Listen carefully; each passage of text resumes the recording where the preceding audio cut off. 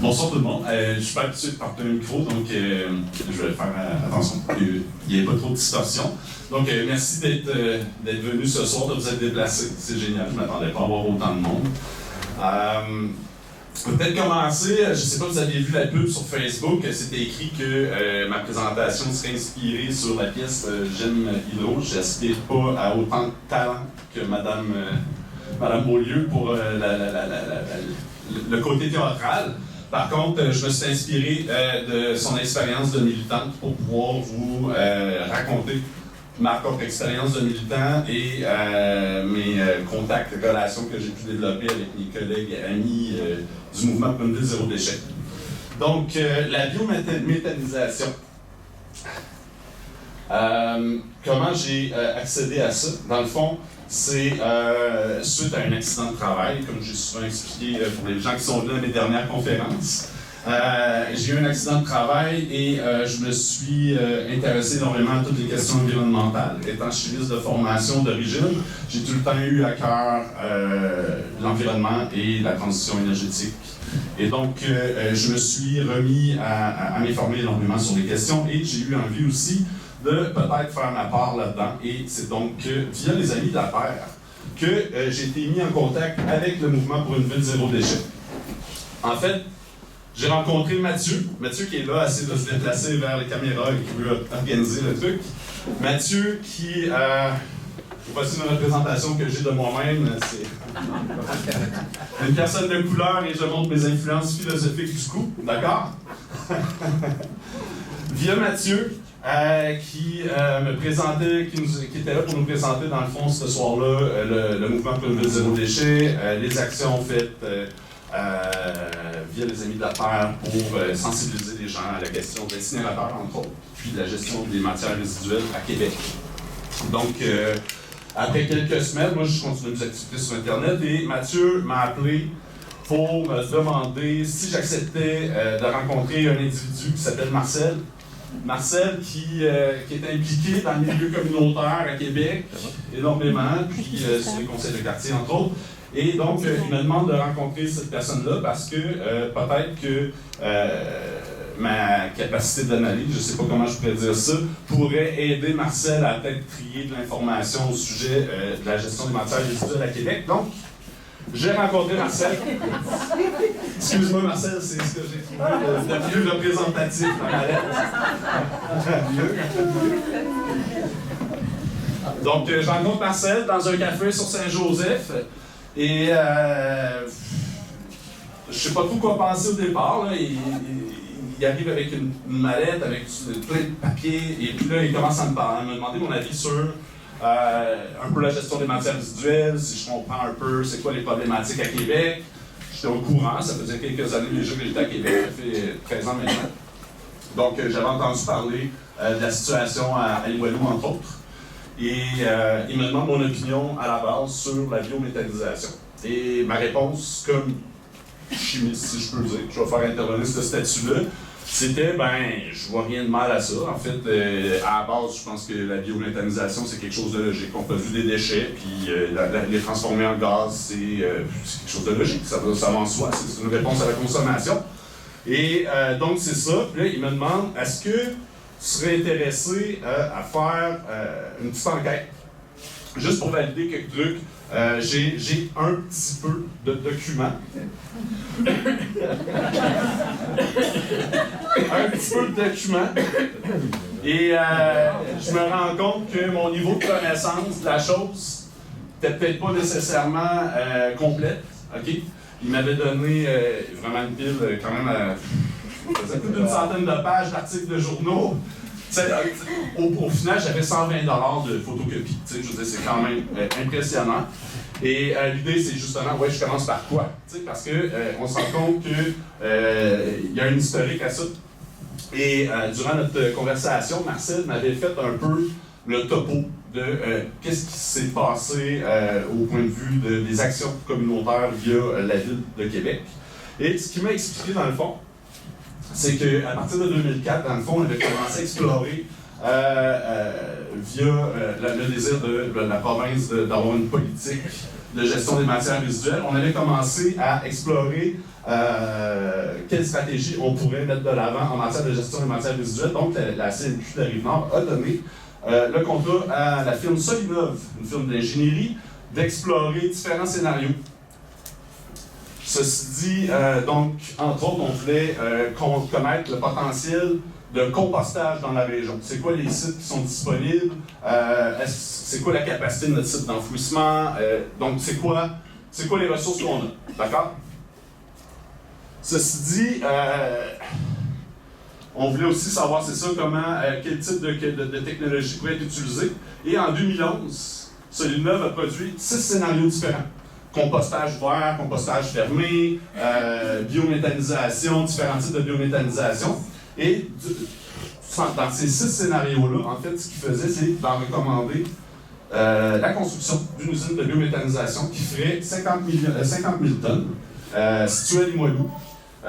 À l'époque, on évaluait la construction à 34 millions de dollars. Okay? C'est quand même important de le dire.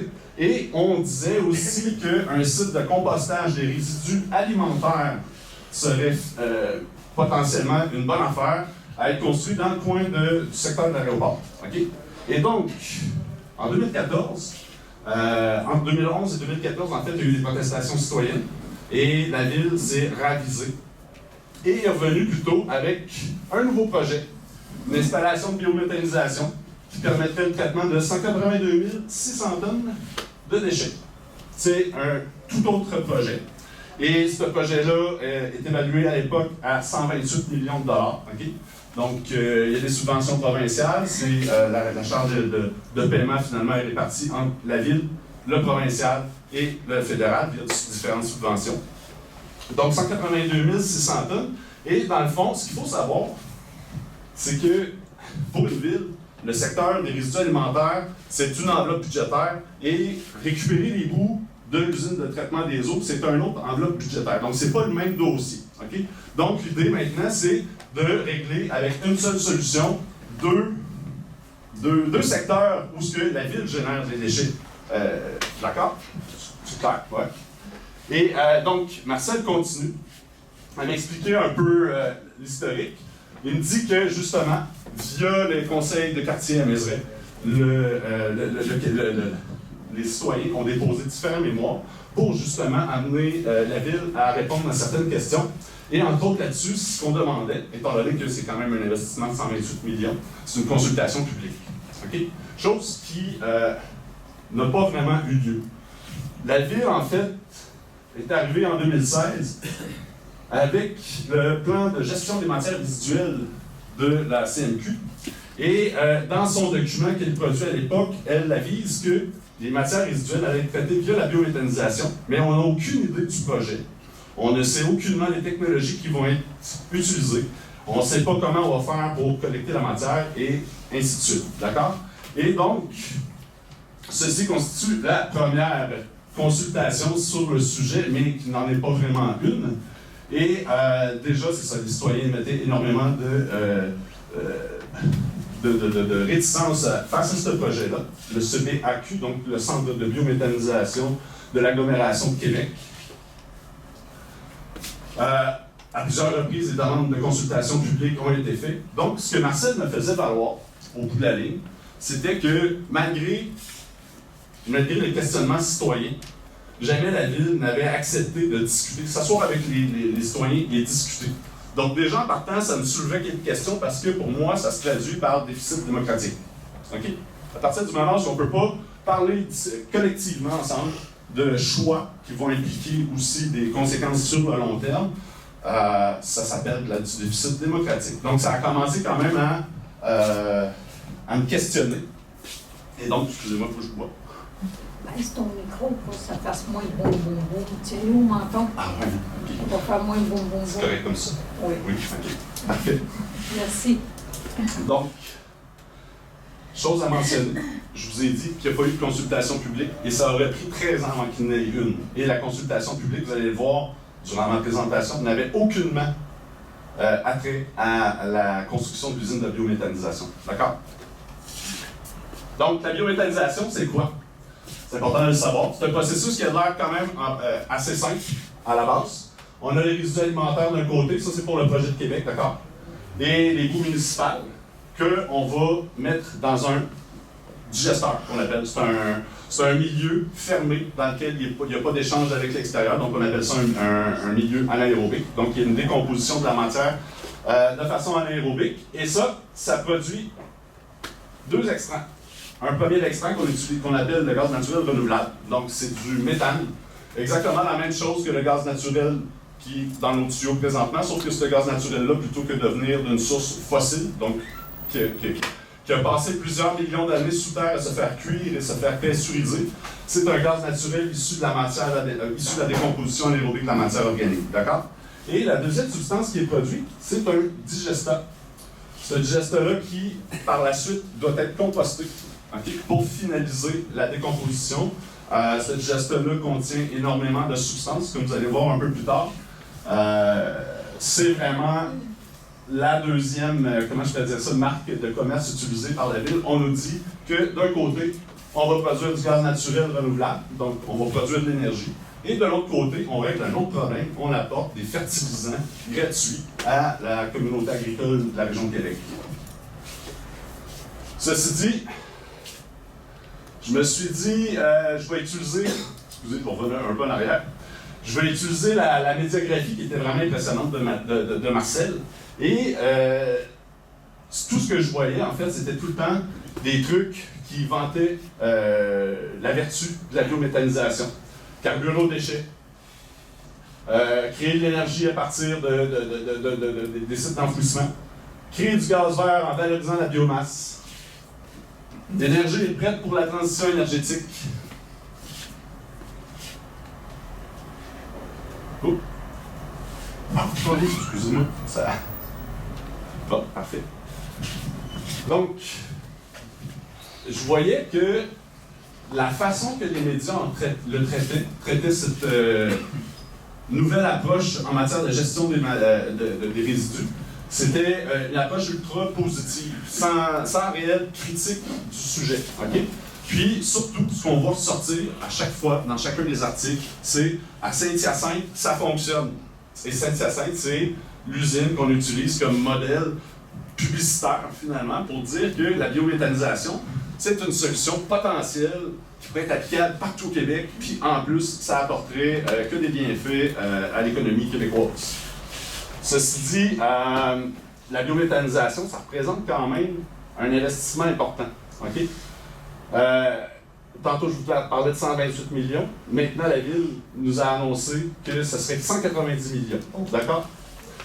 Et ceci dit, ces 65 millions supplémentaires pour la construction de l'usine sont aux frais des citoyens de la Ville de Québec. Donc, la subvention qui était donnée initialement en 2014 par le gouvernement provincial demeure la même, environ 47 millions.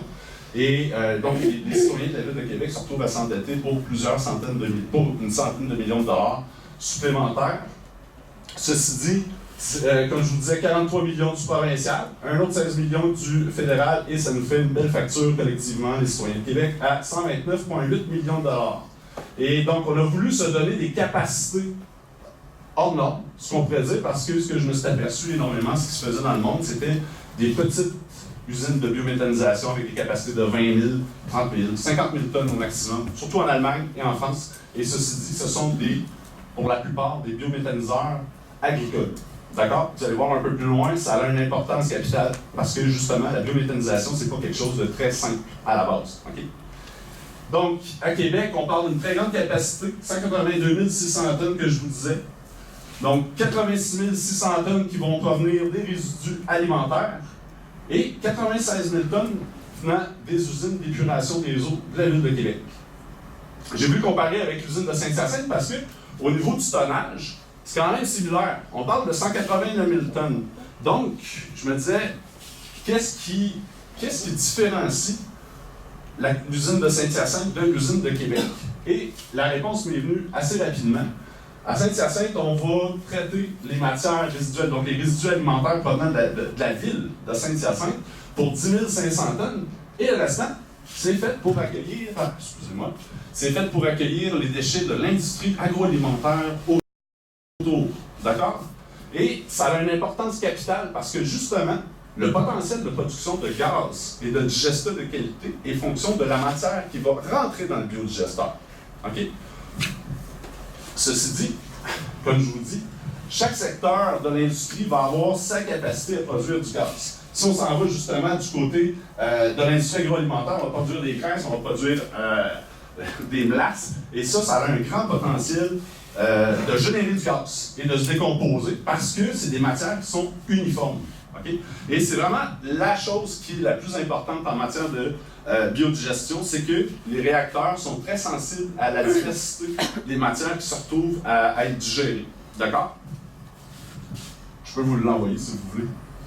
On va se parler d'abord. Super. Donc, ceci dit, j'attire votre attention là-dessus parce que quand on regarde assez bien, on voit que les déchets des ménages puis les bouts d'épuration, c'est deux substances qui ont un potentiel de biométhanisation extrêmement faible par rapport aux autres substances qui, elles, sont méthanisées à 5-Hyacinthe. Et c'est là que la nuance devient extrêmement importante. Parce que la biométhanisation, ça peut être un procédé qui est efficace en fonction de la matière qu'on va y mettre dedans. OK? Ici, à Québec, la résidus alimentaire, comme je vous dis, c'est deux choses. OK? C'est les résidus alimentaires résidentiels.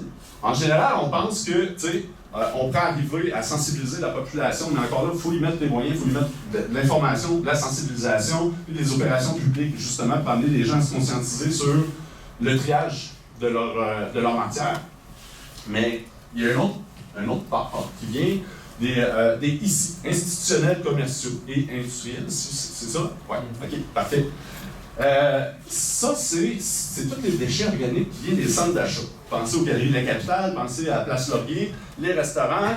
Donc, on met tout ça dans la même poubelle. Il y a du plastique et des trucs comme ça. Donc, ça pose certaines questions. Parce que, justement, comme je vous dis, la biométhanisation est extrêmement sensible aux impuretés. Et ça, c'est pas moi qui le dis. Ce sont les propres études de la ville qui le disent. Okay? Ça, c'est un extrait qui a été produit par Energy Gaz qui date de 2014. Et on nous dit que la ville prévoit que grâce à... On n'aurait pas vraiment de stratégie planifiée, là, mais que grâce à sa collecte, elle arriverait à limiter le pourcentage de contamination à 25% de la matière. Okay? Sauf que dans le même paragraphe, un petit peu plus bas, ce qu'on va voir, c'est que pour la biométhanisation, ces contaminants peuvent engendrer énormément de problèmes. Okay? Autre que, genre, empêcher la production de gaz. Et l'autre paragraphe plus bas, on va voir, ceci peut avoir des conséquences sur l'extraction du biogaz et ainsi diminuer le rendement de production. Ce qui m'a amené à continuer mes recherches sur la médiagraphie énorme que Marcel m'avait fournie. Et j'ai vu qu'il y avait une autre usine de biométhanisation au Québec, mis à part celle de Saint-Hyacinthe, c'est la Rivière-du-Loup. Exactement. À Rivière-du-Loup, c'est vraiment un plus petit projet qui a coûté à peu près 28 millions jusqu'à maintenant, je le dis bien. Mais à Rivière-du-Loup, contrairement à Saint-Hyacinthe, il n'y a pas énormément d'agriculture. En tout cas, pas de façon aussi dense. L'industrie agroalimentaire n'est pas aussi présente. Et donc, à Rivière-du-Loup, on a décidé de faire une espèce de compagnie semi-privée. Donc, on a plusieurs actionnaires privés et un actionnaire public qui est la MRC. Et donc, à partir de là, on a utilisé le site d'enfouissement technique à Kakuna pour construire une usine de biométhanisation et accueillir les résidus alimentaires de la communauté. Ceci dit, ça marche toujours pas. Depuis 2015 que l'usine a été inaugurée. Et ce qu'on peut voir en faisant le tour des journaux à travers 2015, 2016, 2017, ce sont toujours les mêmes questions. L'usine de biométhanisation de Rivière-du-Loup ne fonctionne pas. Toujours aucun revenu sur la production des gaz. La mairesse en personne, la nouvelle mairesse qui a été élue en 2017, a questionné le projet de biométhanisation. Suite à ça, on nous avait dit qu'en août dernier, en 2019, ça allait repartir et finalement, ce n'est pas le cas. L'usine de biométhanisation de Rivière-du-Loup, pour y aller physiquement, ne fonctionne toujours pas. Okay? Il n'y a toujours pas de gaz qui sort de cette usine-là. Et c'est ça qui nous questionne, nous, comme organisme, le mouvement pour une ville zéro déchet. Pourquoi? Parce que justement, l'usine de biométhanisation de Rivière-du-Loup, si elle ne fonctionne pas, c'est qu'elle éprouve énormément de problèmes dans la pureté des gaz qui sont produits. Okay? Ce sont des gaz qui sont corrosifs, qui en fait détruisent les composants pour liquéfier le gaz. Donc on a abandonné la stratégie de liquéfier le gaz pour alimenter le transport par camion. Maintenant, on essaie de compresser ce gaz-là, le comprimer, et on a toujours les mêmes problèmes. Sans parler du fait que certaines conduits qui lient le lieu d'enfouissement technique et l'usine de biométhanisation éclatent. Ça va? Tellement. Donc, oui. J'ai une question Vas-y. de précision. Dans le fond, ce que tu nous dis, c'est que à Rivière-du-Loup, ils ont abandonné l'idée de liquéfier le gaz. Totalement. Parce que moi, la dernière nouvelle, c'était ça le projet, puis c'était pour ça que ça bloquait selon certaines sources. Mais là, ils ont abandonné ça, puis ils veulent tout simplement le compresser. Le compresser, donc ça va engendrer des coûts supplémentaires de 10 millions. Donc c'est presque la moitié des coûts initiaux de l'usine. Puis j'avais une deuxième question, mais c'est sur Saint-Hyacinthe. J'ai pas vu dans ton PowerPoint, ils ne traitent pas les bouts d'usine à Saint-Hyacinthe? Non. Hein? Ah, je croyais que oui. Non, ils ne sont pas là. C'est un petit pourcentage de matière organique et tout le reste, c'est le yogourt, la matière homogène des soupes. Le fromage, voilà. Ouais. Ouais, parfait. Donc, où est-ce que j'en étais? Ben, c'est ça, Rivière-du-Loup éprouve énormément de problèmes. Ceci dit, comme je vous disais, c'est deux sites à Rivière-du-Loup, donc il y a lieu d'enfouissement technique, ils pompent le gaz qui sort naturellement de l'enfouissement, plutôt que de le torcher, de le brûler, et ils l'envoyaient vers l'usine de biométhanisation elle-même, donc ça permettait de bonifier la production du site en gaz naturel renouvelable. Ceci dit, la conduite entre le lieu d'enfouissement technique et l'usine de biométhanisation de Rimouski fait à peu près 600 mètres et il y a régulièrement des bris dans la conduite. Okay? Le gaz naturel renouvelable, même s'il vient de la matière organique, un coup qui est libéré dans l'atmosphère, il est un gaz à effet de serre. Un gaz à effet de serre extrêmement nocif. Sur une période de 100 ans, sa force de réchauffement est 25 fois plus forte. Et s'il le considère selon sa durée de vie, c'est 86 fois plus, parce que sa durée de vie dans l'atmosphère, c'est 20 ans. Donc pendant 20 ans, il va avoir un pouvoir de réchauffement de l'atmosphère 86 fois plus fort. D'accord? Donc, ça amène quand même à ce genre de logique-là, qui sont un contresens à mes yeux. Donc, la deuxième étape, le deuxième projet, comme je vous ai dit, c'est les bouts. Les bouts questionnent énormément aussi, parce que dans le réseau d'aqueduc à Québec, quand cette matière-là arrive au centre de traitement, il y a des matières chimiques. D'accord? Et ces matières chimiques-là sont accumulées se concentrent dans les bouts d'épuration. Et ça pose des questions. Parce que, justement, la ville, ce qu'elle propose, c'est de prendre ces bouts-là et de les envoyer dans la biométhanisation. D'accord? Et comme je vous ai dit, ce qui va ressortir au bout, c'est du digesta. Et ce digesta-là, il va y avoir exactement ce qu'il y avait initialement dedans. Parce que si on ne l'a pas sorti, le processus de digestion, lui, ne va pas sortir des polluants toxiques de là. Okay? Donc, ils vont se retrouver dans ce fertilisant-là. Et c'est d'ailleurs un des trucs dont Solinov et les différentes études soulevaient, c'est-à-dire que comment la ville va faire pour assurer la qualité de son digestat. À partir du moment où on va digérer des bouts, ces bouts-là ont été contaminés, okay? C'est sûr et certain, et la ville de Québec ne fait pas exception aux autres grandes villes nord-américaines. D'ailleurs, il y a un rapport qui est sorti l'an dernier de l'EPA américaine, d'accord? L'Environmental Protection Agency. Et cette étude nous disait que elle remettait en question l'idée de pendre soit les digestats ou les bouts directement, littéralement, sur les terres agricoles. Pourquoi? Parce qu'on va en retrouver des toxines. Des toxines, on en a retrouvé 352 sortes différentes. D'accord? Et c'est pas d'hier qu'on dit ça. Depuis 88, en fait, on a différentes données qui sont sorties pour nous aviser que, justement, c'était une problématique et quelque chose qui était très questionnable dans l'idée de répandre ces matières-là sur les terres agricoles. Et donc, à Québec, on parle de produire du digesta. Et ce digesta-là ne va pas avoir non plus que des questionnements sur la qualité elle-même. Il va avoir un impact sur la matière organique qui est déjà répandue. Et d'ailleurs, ça fait à Saint-Hyacinthe, c'est un problème. On a vu les agriculteurs sortir et il n'y a pas si longtemps que ça, au mois de septembre dernier, c'était la même chose de la part des agriculteurs dans la région de Québec qui s'inquiètent de la grande quantité de digestat que l'usine de biométhanisation à Québec pourrait faire. Pourquoi? Parce qu'eux autres doivent débourser énormément d'argent, de frais, pour pouvoir se débarrasser du lisier et des trucs comme ça qui trouvent, dans le fond, leur place dans le marché local. D'accord? Donc, la Ville de Québec va venir compétitionner de façon déloyale ces agriculteurs-là, et pas avec une petite quantité.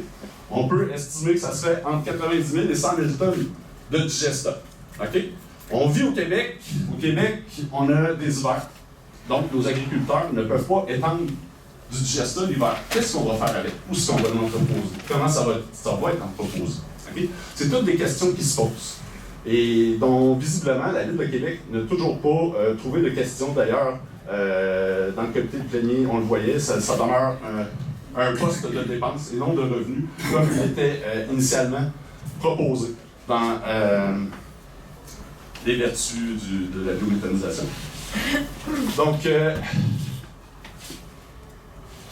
équité environnementale pour les citoyens de Limoilou, c'est un autre truc qui m'a questionné, qui m'a interpellé énormément. Mon fils est né dans Limoilou. J'ai eu à subir les odeurs de la baie Charlevoix, j'ai eu à subir l'odeur dans l'incinérateur, puis ça m'a questionné au point où justement j'ai décidé de déménager parce que je considérais que c'était des risques que je n'étais pas prêt à subir et à faire subir à mon fils. Ceci dit, les citoyens de Limoilou génèrent 8% des déchets du territoire de la Ville de Québec. Mais on va leur envoyer 100%. 100% de la matière organique générée sur le territoire de Québec va aboutir dans Limoilou. Ça questionne sur le camionnage, ça questionne sur plusieurs autres enjeux. Ceci dit, voici une carte de Limoilou. Okay? Je vous ai mis ici, c'est le futur site de l'usine de biométhanisation. L'incinérateur, il est là. D'accord? Et je vous fais ça en comparaison avec Rivière-du-Loup. OK? Il n'y a pas âme qui vive autour. D'accord? Contrairement à nous, à Limoilou, où la densité de résidents elle est quand même énorme. Donc, je me posais des questions sur le camionnage, parce que là, finalement, on a une matière organique qui va devoir s'en venir. Donc, la Ville nous disait, ça ne fait pas grande différence. De toute façon, toute la matière s'en allait à l'incinérateur déjà d'avance. Ouais, sauf que là, on va produire du digestat. Puis ce digestat-là, il va falloir qu'il sorte du centre-ville. Parce que je sache qu'on ne peut pas étendre 100 000 tonnes de digestat dans les rues du Limoilou. Quoi qu'on pourrait produire plusieurs pour des jardinages communautaires fertilisés à 100 plein. Là. Ceci dit, ça va être quoi l'impact de nouvelles formes d'industrie dans le secteur de Québec, en plein milieu, en milieu urbain? C'est surtout aussi une industrie qui est encore, au point de vue technologique, à ses débuts. Okay? On ne maîtrise pas les technologies, on n'a pas pouvoir nous rassurer en nous disant de plein de trucs. C'est une technologie qu'on ne peut pas garantir. D'accord? Et garantir, au niveau des odeurs, c'est quelque chose.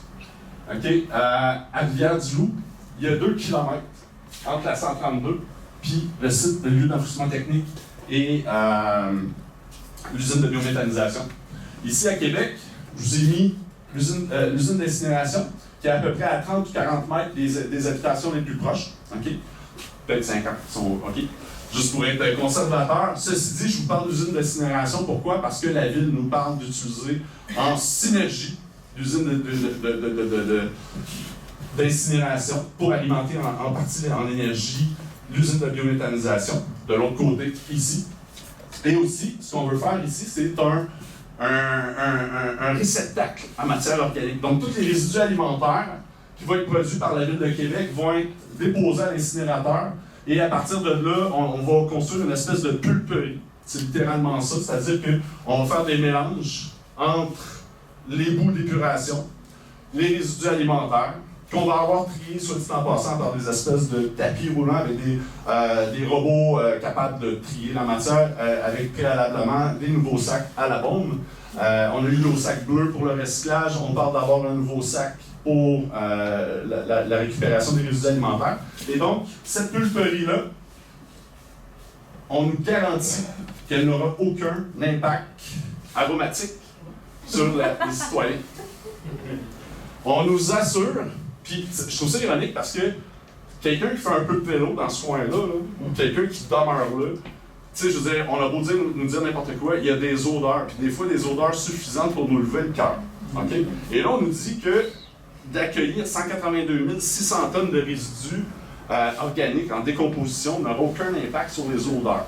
Et la réponse d'un des ingénieurs de la ville, c'était aussi « ce ne sont que des nuisances ». Je suis allé voir à l'OMS, et une nuisance, c'est quand même une considération sanitaire, d'accord? Parce que ça crée justement un désagrément environnemental, et donc une nuisance, selon moi, c'est quelque chose à considérer sur la vie des gens.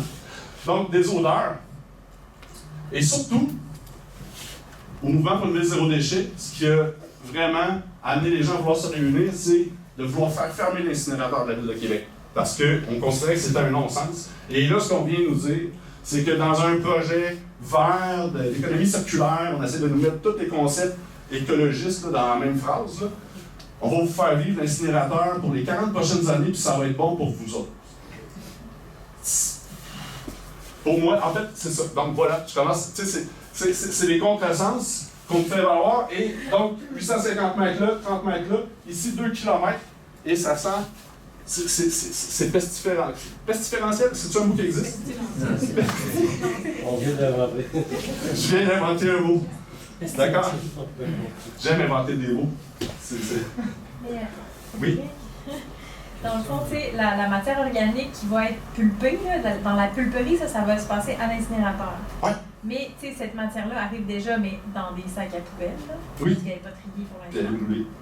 Elle est brûlée. Tu sais, fait que ça dégage des odeurs aussi. Mais, tu sais, cette matière-là va être détournée de l'incinération. Elle va être dans la pulperie. Mais là, comment... Tu sais, dans le fond, il y a déjà des odeurs qui se dégagent de l'incinérateur, mais la pulperie, en quoi, mettons, ça va être encore pire?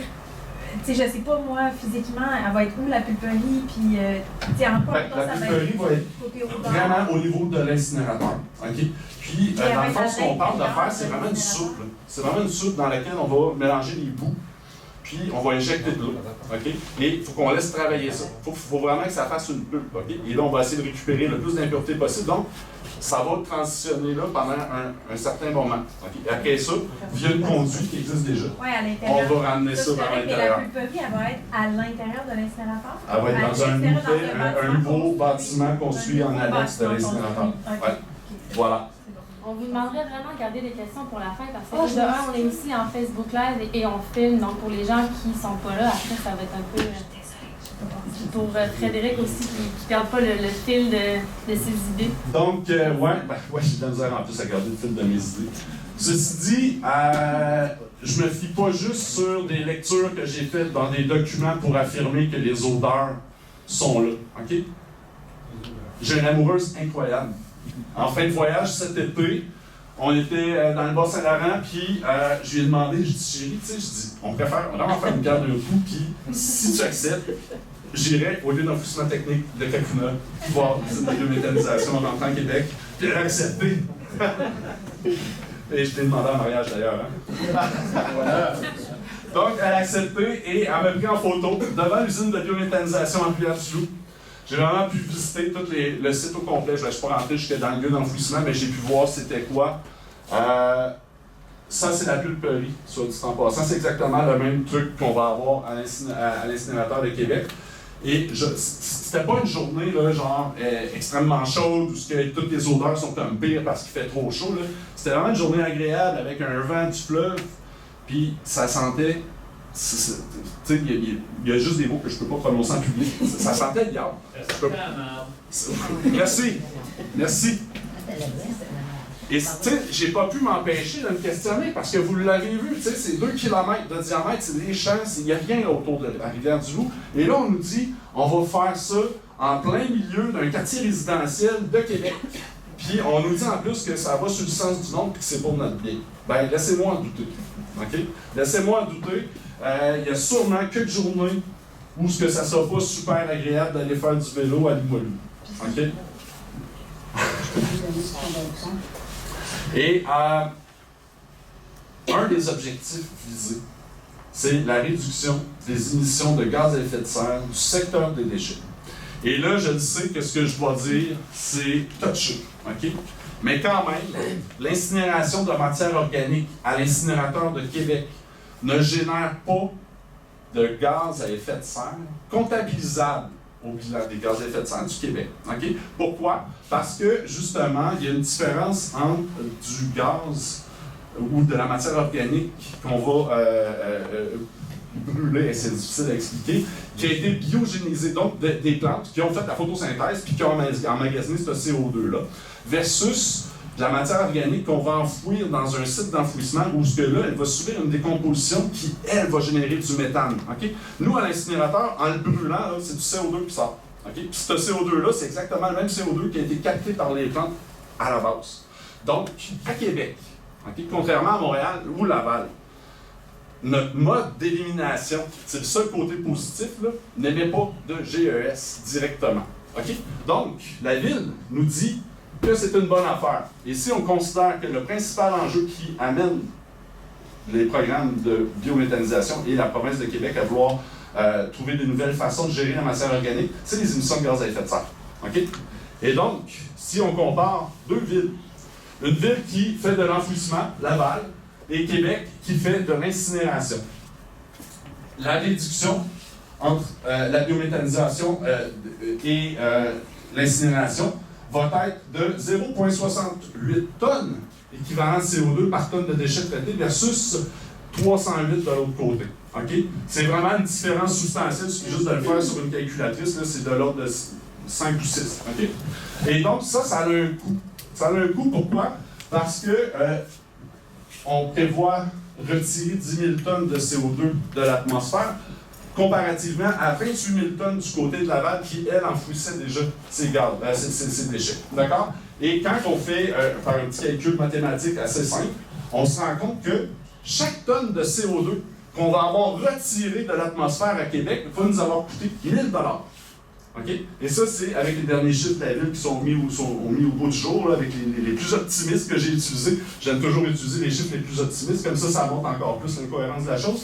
Versus à Laval, chaque tonne de CO2 qui va être retirée va leur coûter beaucoup moins cher que nous. Et même encore là, ça coûte cher parce que si on se réfère à la bourse du carbone, chaque tonne de CO2 vaut 20 $. OK? Donc, je ne considère pas que l'investissement en fonction du but recherché est un investissement rentable. Okay? On aurait pu tout à fait aller vers le compostage, qui est à peu près comparable au niveau de l'évitement du CO2 engendré, okay, que la biométhanisation, mais les coûts d'installation à la base sont beaucoup moins grands. On peut travailler avec le privé parce qu'il y a énormément de privés dans la région de Québec qui a développé de l'expertise qui fait en sorte que le compostage n'a plus les nuisances qu'on lui a connues par le passé. Okay? Ce sont des mauvaises publicités. Aujourd'hui, la réalité, c'est qu'il y a énormément de recherches en développement qui a été fait au niveau du compostage et les usines qui gèrent des sites de compostage sont exceptionnellement performantes. Okay? À Saint-Henri, à côté, là, dans les années 2000-2008, il y avait 300 plaintes par année. Maintenant, les gens vont au conseil de ville pour demander à ce qu'ils appuient des projets pour agrandir ou favoriser le compostage à Saint-Henri. Okay? Donc ça, c'est quand même quelque chose à ne pas négliger. Et donc, ce que je veux dire, c'est que les coûts d'investissement pour le compostage auraient été fort probablement beaucoup moins élevés que ce que l'usine nous coûte présentement, c'est-à-dire 190 millions et 129 millions pour nous, chers citoyens de Québec. Et donc, avec tout ça, après 13 ans, la Ville tient une première consultation au mois de février l'an dernier. Une consultation qui ne se voulait pas vraiment sur l'usine de biométhanisation elle-même, mais que nous, au Mouvement pour une ville zéro déchet, on a décidé de s'approprier l'événement, d'accord? Parce que à la base, on consultait pour changer un règlement de zonage, OK? Et vous pouvez reconnaître notre ami Jean-Yves, flamboyant, qui conversait avec Mme Véro, toujours aussi heureuse de pouvoir parler avec. Et ce soir-là, dans le fond, c'est le premier soir vraiment où collectivement, on est sorti avec le dossier qu'on vient de vous présenter là sur l'usine elle-même de biométhanisation, okay, de Québec. La Ville se voulait rassurante. Elle nous disait que non, il n'y allait pas y avoir de problème au niveau de la pollution de l'air, ne répondait pas non plus à nos questionnements sur les émissions de gaz à effet de serre et ne répondait pas non plus à nos questionnements sur le digestat. Voilà, c'est la première consultation publique en dehors du PNGMR qui avait été faite en 2015 et c'était la première que les citoyens obtenaient. En 13 ans quand même, c'est un beau gain. Et donc, voilà. Et tout ça, ça nous a amené à convaincre le député de Jean Lesage, Sol Zanetti, de venir avec nous à l'Assemblée nationale. Cet événement-là, c'était marquant. Pourquoi? Parce qu'on a travaillé énormément. Okay? On a rencontré les élus, on a rencontré les différents élus à l'hôtel de ville de l'opposition. On a M. Rousseau qui est là, merci. Donc, on a rencontré chacun des élus parce qu'on trouvait ça intéressant de les informer sur les recherches qu'on avait faites, puis on était conscient aussi qu'ils n'avaient pas nécessairement toutes les ressources pour pouvoir faire le travail qu'on avait accompli, et on considérait que notre dossier méritait de l'attention, et que les questions qu'on posait étaient suffisamment pertinentes pour qu'on puisse aller voir directement le ministre de l'Environnement et lui demander de nous tenir une enquête du bureau d'audience publique. D'accord? Chose qui nous a été refusée, malheureusement. Mais encore une fois, ce fut un événement marquant. Et pas longtemps après, 3 semaines, 1 mois, on avait ça qui sortait dans les journaux. Pourquoi? Parce que la ville tenait un comité plénier dans lequel elle essayait de nous dire que en fait, qu'on n'avait pas affaire à l'explosion de coûts. On avait affaire à des coûts qui étaient amplement justifiés. Et on attribuait une grosse partie de l'augmentation des coûts de cette usine-là à l'inflation et aussi au taux de change. Donc, à quelque part, ils venaient juste de confirmer ce qu'on leur disait.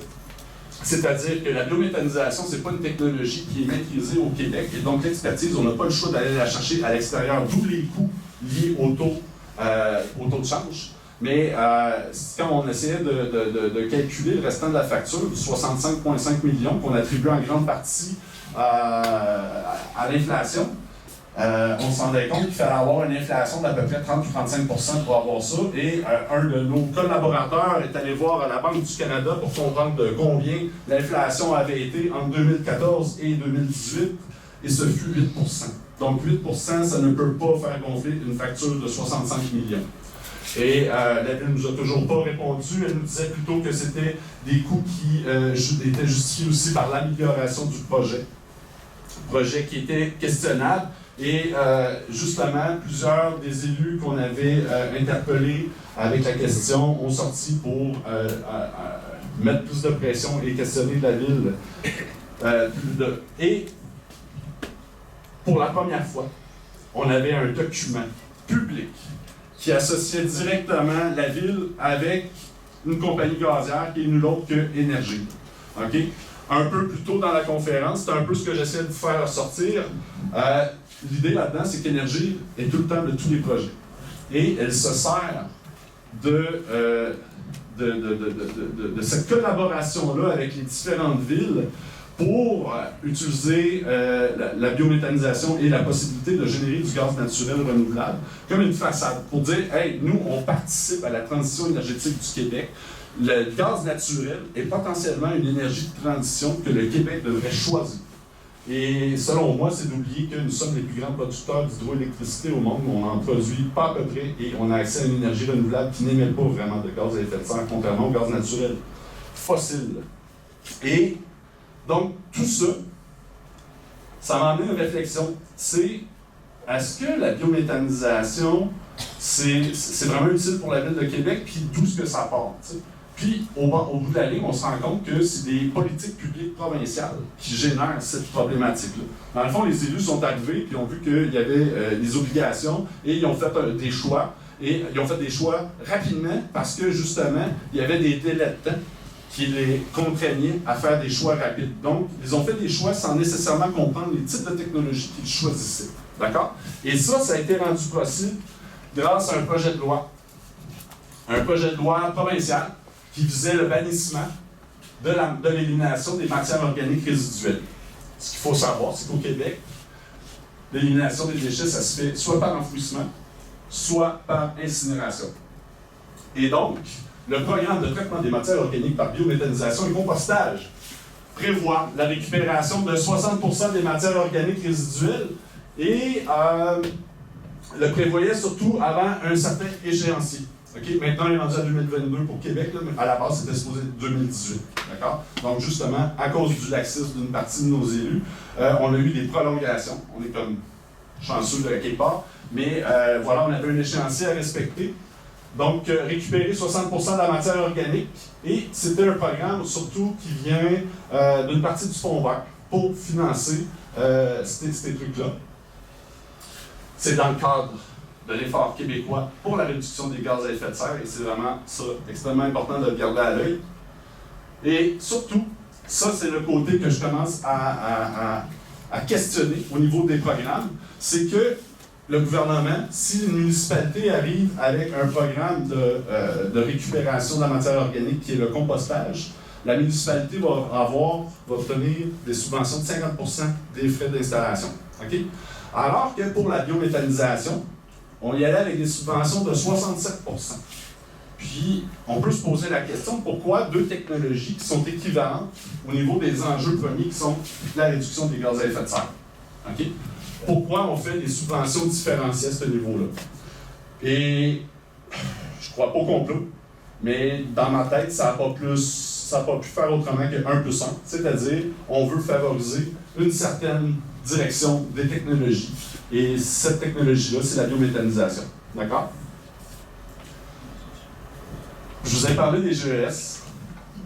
Et effectivement, les GES au Québec, au niveau du secteur des déchets, c'est quelque chose de quand même assez important. C'est 4 100 000 tonnes de CO2 par année qui sont émis dans l'atmosphère par la décomposition de notre matière organique. OK? C'est énorme. C'est 7% de nos émissions.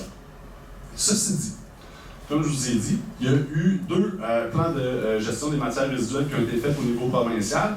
Et dans le cadre du premier, on a créé les lieux d'enfouissement technique.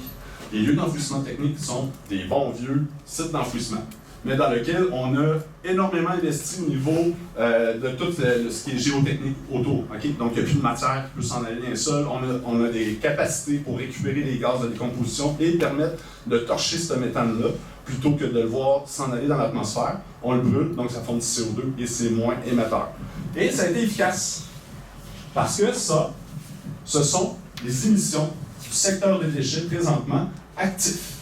Donc, les lieux d'enfouissement technique qui reçoivent de la matière organique ou des déchets.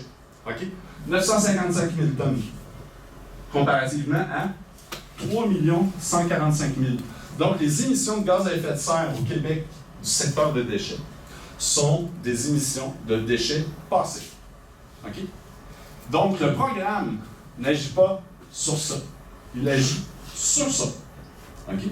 D'où le questionnement tantôt des investissements massifs faits en fonction de la biométhanisation. Okay? Parce qu'on a déjà fait une pas pire job depuis 2006 au niveau de la gestion des déchets. Je suis pas en train de dire que c'est parfait ce qu'on fait là. Mais en tout cas, là-dessus, sur les émissions de gaz à effet de serre, on a réussi à quand même bien gérer la chose et on peut faire encore énormément d'améliorations. Ceci dit, on ne fera pas baisser la quantité totale de ce CO2-là qui est émis. Et donc, on voit que pour la mission première, c'est limité. Okay? Maintenant, si on veut produire du gaz, ça peut peut-être avoir du sens, mais il faut se poser la question avant d'investir dans une forme d'énergie, c'est quoi le gisement? Si je vais en Arabie Saoudite et que je me mets à sonder le sol en 1945, il y a énormément de pétrole et je découvre que le gisement exploitable est quand même pas pire à faire. Ça peut alimenter une partie de l'économie occidentale. Ceci dit, on peut se poser la même question au niveau de la production du gaz naturel renouvelable au Québec. C'est quoi le gisement? Le gisement, c'est nos déchets. C'est la matière organique qui est issue des usines d'épuration. C'est les déchets de l'industrie agroalimentaire. C'est ça, le puits de pétrole. Okay? Et donc, je me suis donné comme mission de comptabiliser la totalité des matières organiques générées au Québec. Okay? via différents documents. On est capable de trouver ça.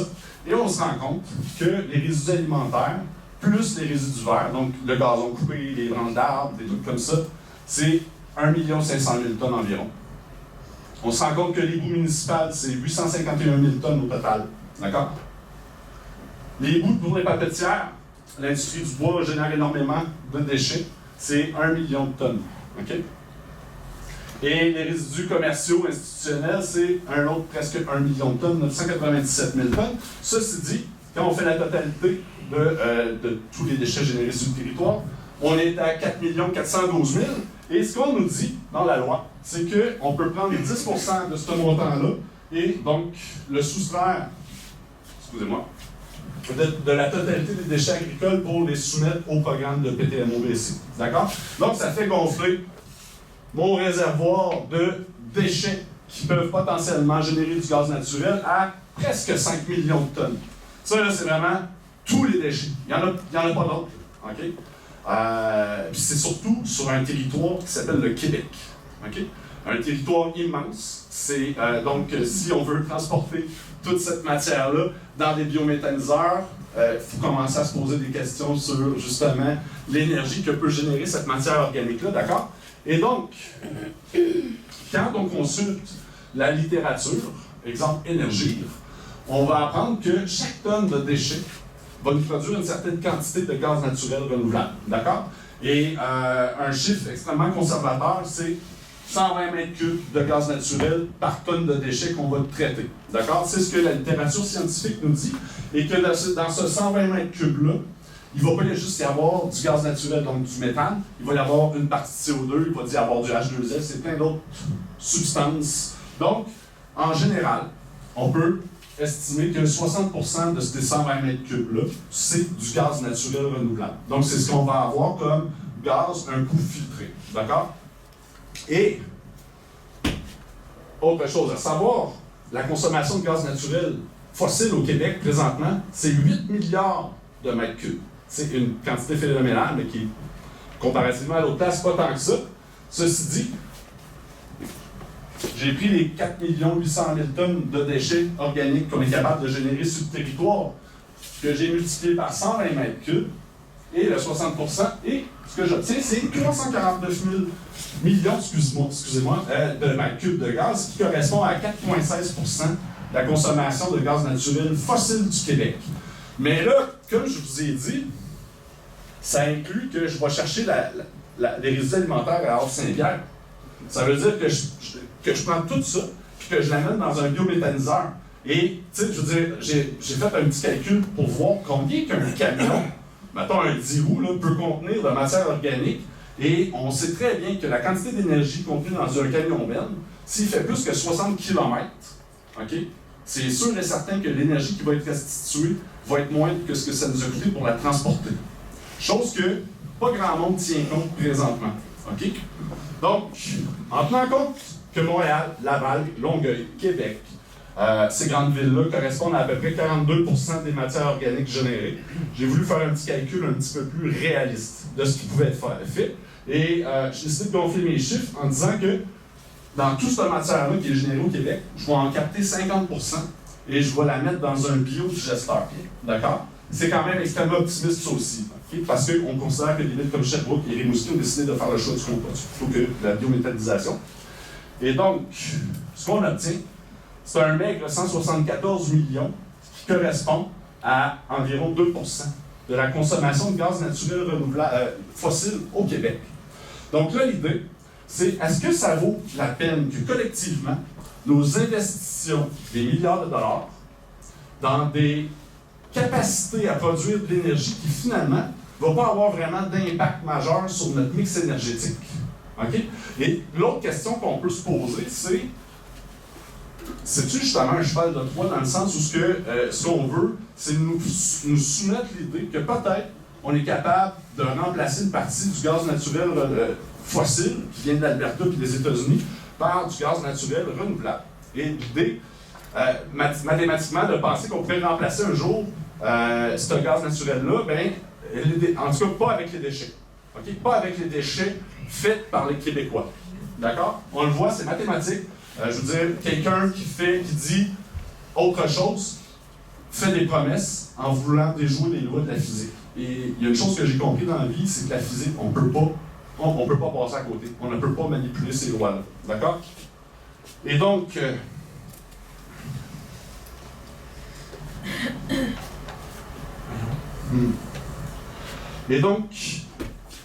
l'arbre qui cache la forêt, un peu plus tard dans l'année, j'entendais parler des gens qui disaient que Énergie et certaines personnes à l'Assemblée nationale parlaient de mettre jusqu'à 2 tiers de gaz naturel dans le tuyau d'énergie. Et là, je peux vous assurer que j'ai sauté une coche parce que j'avais beau chercher partout, dans toute la littérature, je ne voyais pas comment on pourrait technologiquement, économiquement, produire plus que 2% du gaz naturel. J'avais fait le bilan de toutes les matières résiduelles et je ne voyais pas où c'est qu'on pouvait aller chercher ça. Et la réponse est sortie dans un petit rapport. En fait, on considérait ça comme un rapport, mais il n'y avait aucune référence, aucun chiffre, aucun calcul. Et Énergir, le gouvernement du Québec, s'est basé là-dessus pour dire qu'on serait capable d'aller jusqu'à mettre 66% du contenu du gaz d'énergie avec du gaz naturel renouvelable dans le tuyau, parce que ce qu'on veut, c'est aller chercher le bois dans les forêts. OK? On est rendu là. On parle de faire des investissements de 20 milliards pour pouvoir doter le Québec de capacité à produire du gaz naturel renouvelable. Et j'ai voulu quantifier. C'est quoi? Comment ils peuvent faire? Je veux dire, c'est quand même pas rien. Et François Legault qui disait que oui, on va augmenter la part des énergies renouvelables au Québec de 25%. Puis qu'en plus, on va mettre à partir de 2020 1%, 2% et 5% de gaz naturel renouvelable. Fait que là, je me dis, voyons, il ne peut pas produire du gaz naturel renouvelable avec les déchets. Il va aller chercher ça dans les forêts. Ça représente quel tonnage? 66% de gaz naturel. C'est quoi le tonnage de bois? Et c'est quoi aussi le procédé qu'on veut faire? Et donc, le procédé qu'on veut utiliser, c'est la pyrogazéification qu'on appelle. Ce procédé-là, c'est un procédé qui est élaboré depuis à peu près 40 ans, puis qui n'a jamais vraiment obtenu de résultats qui permettaient d'espérer une application à grande échelle, à l'échelle internationale. Okay? Donc, Énergie nous dit, on a un projet pilote, on a une usine pilote qui produit du gaz. Donc, on va chauffer extrêmement à haute température en absence d'oxygène, en injectant de l'hydrogène, et tout ça nous génère du beau gaz naturel renouvelable. Et selon les littératures, on nous dit qu'une tonne de bois peut donner jusqu'à 56% de rendement, ce qui est quand même intéressant quand tu vois ça comme ça. Et ça nous donnerait, avec chaque tonne de bois, 600 mètres cubes de gaz. Maintenant, j'ai voulu faire la même chose, c'est-à-dire aller chercher le potentiel, excusez, j'ai reculé, le potentiel de nos forêts au Québec. C'est quoi? Et ça m'a pris du temps avant d'être capable de trouver ces calculs-là, avant de trouver des données qui me permettraient de vraiment quantifier c'est quoi ce bois-là, où c'est qu'ils vont le prendre? Je ne comprenais pas, tu sais. Et j'ai fini par le trouver. Et donc, on parlait de produire, d'aller chercher presque 2 millions de tonnes de bois mal aimé. Ça, le bois mal aimé, c'est le bois malade. C'est ce qui a été attaqué par certains parasites. Normalement, on laisse se décomposer dans la forêt qui vient réalimenter le sol en matière organique puis contribue au cycle forestier. D'accord? On parle d'aller chercher une partie, en fait, 1 600 000 tonnes de bois, des résidus de transformation. Donc des déchets effectivement. Et des résidus de coupe de bois aussi, un autre presque 1 million de tonnes. Mais ça, ce que les gens d'Énergie ne disent pas, c'est que l'industrie du bois réutilisé utilise déjà presque 1 million de tonnes de ce bois-là qu'on voit là, pour se chauffer. Il y en a 1 million de tonnes qui est déjà revalorisé sous forme d'énergie. Et le restant de la matière, c'est ce qu'on voit dans l'autre bilan des matières résiduelles que je vous ai fait tantôt. Donc, on revalorise déjà une partie de ces déchets-là sous forme de chaleur. Okay? Donc, on va aller chercher du nouveau bois, sous forme de bois mal aimé dans la forêt, plus ces déchets, les déchets aussi de la construction, qui correspondent à beaucoup moins en termes de tonnage, et les bois non récoltés. Donc ça, il faut se faire une image. Il faut se faire une image. On arrive avec nos machines multifonctionnelles, ils ont 6 bras, sont capables de raser une montagne au complet, et normalement, quand ils font ça, ils vont chercher le bois qui est commercialement rentable. OK? Puis ce qui est les chicots et des trucs comme ça, ils les laissent là. Et puis, ça laisse la place, après ça, à la régénération de la forêt. Maintenant, ce qu'on dit, c'est que, ben non, c'est une perte, c'est un déchet qu'on doit récupérer, il faut le revaloriser sous forme d'énergie. Donc, on va littéralement raser nos forêts sans se poser de questions sur est-ce que ça va avoir réellement un impact sur la faune? Est-ce que ça va avoir un impact sur la capacité de régénération de cette forêt-là? Et quel impact ça va avoir sur les lacs? Quel impact ça va avoir sur les cours d'eau? Okay? Parce que nos forêts, nos cours d'eau sont intimement liés ensemble. Okay? Il y a une grosse partie de la chimie des lacs et des rivières qui est tributaire de ces processus de décomposition-là de la forêt.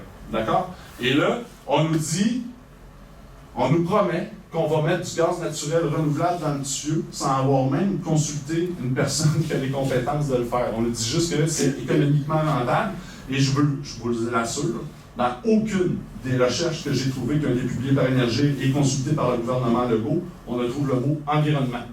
Nulle part. Okay? Le seul environnement qu'on va avoir, c'est environnement financier. C'est tout ce qu'on voit. Donc, comme je vous ai dit, c'est du gaz naturel forestier qu'on veut faire. Et c'est une partie du piège tendu.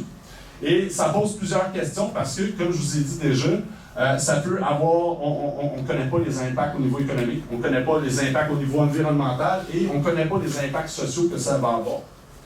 On ne connaît pas non plus c'est quoi l'impact de prélever la matière organique sur les capacités régénératives de la forêt. On ne sait pas.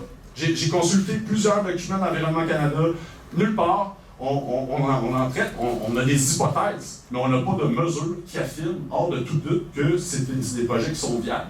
Fait qu'avant de commencer à promettre ce genre de truc-là, il faudrait peut-être commencer à s'appeler à savoir quel genre de conséquences il va y avoir. Donc, produire du gaz naturel conduit à l'accélération massive du cycle du carbone. Puis, ça peut nous amener l'idée, en tout cas moi c'est comme ça que je le vois en fait, c'est on nous dit que les forêts c'est une ressource qui est renouvelable, mais la capacité, est-ce qu'on sait réellement à quel point une forêt est capable de recapter ce CO2-là, à quelle vitesse ça va le faire? Okay? Et donc, pour moi, ça revient un peu à l'idée d'utiliser nos forêts comme énergie fossile, sauf que là, on parle de déboiser des superficies incroyables de forêt. Okay? Et tout ça, j'ai mis ça sur une carte parce que je voulais vous montrer comment l'industrie gazière s'est installée au Québec pour utiliser différents aspects de notre désir de vouloir diminuer notre empreinte écologique. Ça a commencé par les transports, en voulant développer les routes bleues. On suivi les différents projets de biométhanisation à travers la province pour produire des déchets. Gazoduc et GNL Québec, qui est une autre stratégie qui vise à nous dire hey, ben on va utiliser le gaz naturel renouvelable pour faire diminuer la consommation de charbon des pays chinois ou européens. Okay? Donc, c'est quand même 782 km ce gazoduc-là. On essaie d'acheter la population.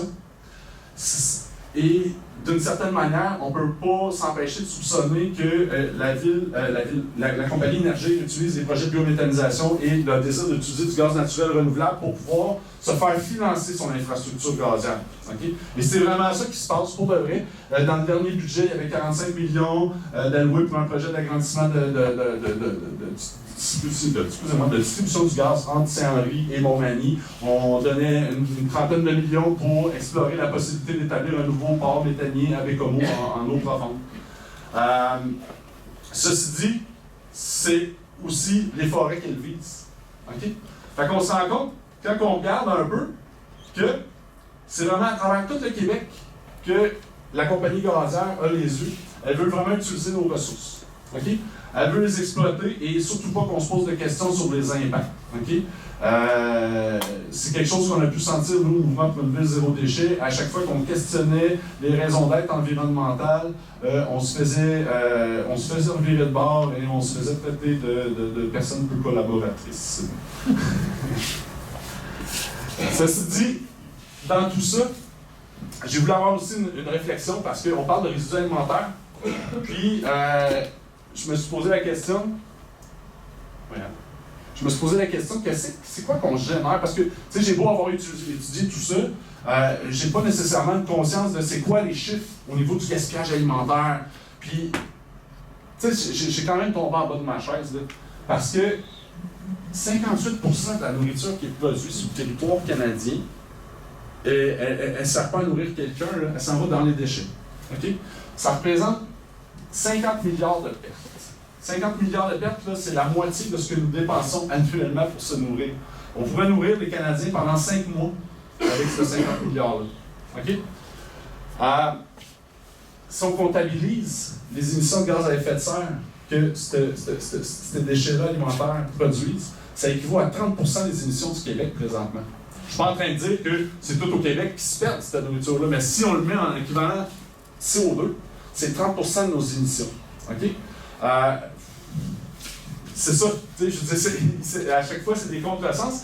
Et je me demande, en fait, ce que je questionne, c'est si on était, si on disait ça à nos arrière-grands-parents, nos grands-parents, comment nous accordons peu de valeur à la nourriture? Comment on a des problèmes, en fait, à gérer nos matières résiduelles, puis qu'on est obligé d'investir dans des usines gigantesques pour pouvoir gérer nos déchets. Qu'est-ce qu'ils en penseraient? Je pense que avant de vouloir revaloriser quoi que ce soit, on devrait peut-être revaloriser notre relation à la nourriture, notre relation à ce que ça coûte comme énergie pour produire des objets. Okay? Et